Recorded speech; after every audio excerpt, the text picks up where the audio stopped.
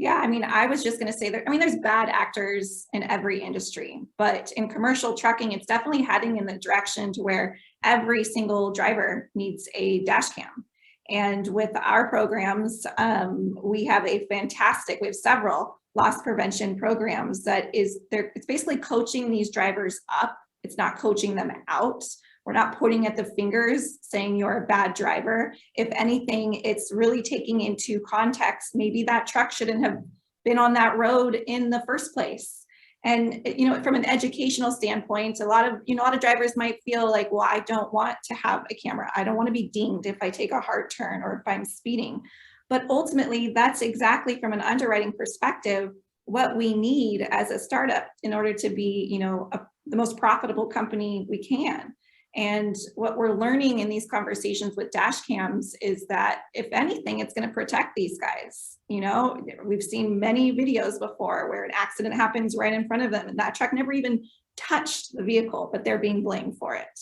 So I think, using these loss prevention programs, as we're, trying to determine what risks we want to see, that's the game changer here, especially at this time. It's such a pivotal time in the industry where new drivers are going to be coming in. And then, how are we going to monitor that? And I think everybody would agree that eventually at some point, every single driver is going to have a dash cam regardless.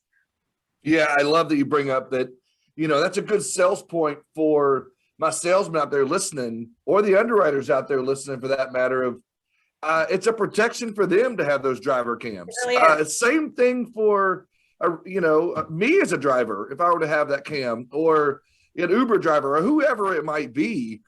I really think that's a solid point. Bridget, and you're killing it. I really think that was really, really a good point to say, it's a protection for them as well. And I think that, it's a good way of turning a negative point sometimes into a positive there. Thank you for that.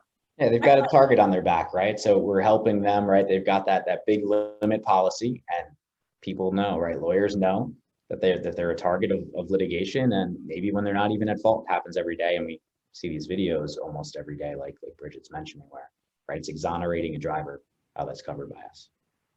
Ooh, big words here at Insurance Town. That's my favorite one they use, exonerate. Do you know how to spell it? Do you know how to spell it? No, don't. Yes, sir.